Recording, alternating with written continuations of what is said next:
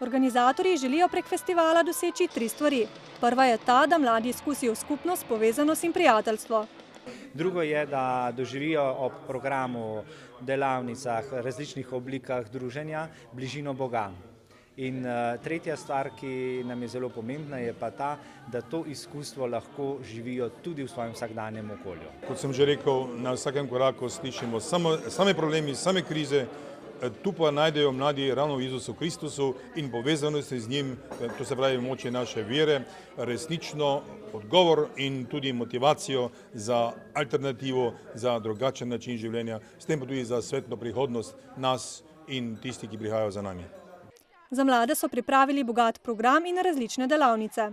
Reče nas to, da nas je večina tudi animatorjev in je v Stični pač prijetno, ko si lahko ti animiran enkrat po dolgem času in ne samo druge animiraš ves čas. Pa tudi ta vsa množica okoli, pa vsi mladi, to je pač neka druga energija. To doma, ko sem tako zvedel, ker takrat nisem bil še dovolj star za take stvari. Smo se samo prišli čistiti. Stična mladih sicer ni enodnevni dogodek, je projekt, ki ga več kot 250 mladih prostovoljcev pripravlja skozi vse leto. Poleg tega bodo dogodek v manjši obliki ponovili na 3 različnih koncih Slovenije. In pa tudi na spletnih straneh Stične mladih omogočali gradiva, materijale, s katerimi bodo mladi izkušnjo, ki so jo doživeli tu v Stični, lahko prenašali v svoje vsakdanje življenje. Bodisi z različnimi.